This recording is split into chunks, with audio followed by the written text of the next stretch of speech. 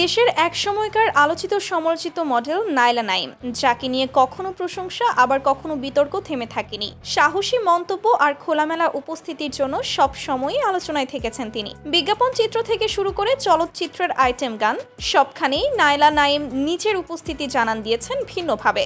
আর তার সেই উপস্থিতি ঘিরে সামাজিক যোগাযোগ মাধ্যমে সমালোচনার ঝড় উঠেছে বহুবার।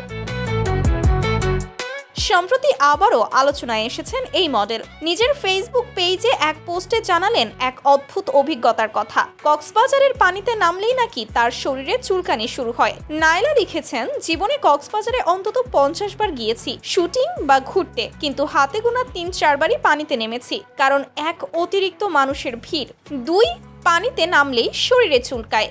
অথচ দেশের বাইরে গেলে যে কোনো বিচে নামার জন্য আমি সবসময়ই উদগ্রীব। তার নিজের ভাষায় beach girl at the beach. Naila নাইমের শোবিজ যাত্রা শুরু হয়েছিল গ্রামীণফোনের একটি বিজ্ঞাপন চিত্রের মাধ্যমে। এরপর মডেলিং, মিউজিক ভিডিও, নাটক সবখানেই ব্যস্ত সময় কাটান তিনি। 2013 সালের শেষ দিকে সামাজিক মাধ্যমে ব্যাপক আলোচনায় আসেন তিনি। একসময় বিনোদন জগতের নানা আলোচনায় ছিলেন শীর্ষে, তবে এখন তিনি বেশি মনোযোগ দিচ্ছেন নিজের মূল পেশা চিকিৎসায়। নাইলা নাইম, যিনি একসময় গ্ল্যামারের ঝলকে ঝড় তুলেছিলেন, এখন জীবনের নতুন অধ্যায়ে নীরবে এগিয়ে যাচ্ছেন নিজের মতো করে। Sumaiya Snigdha, daily our Bangladesh.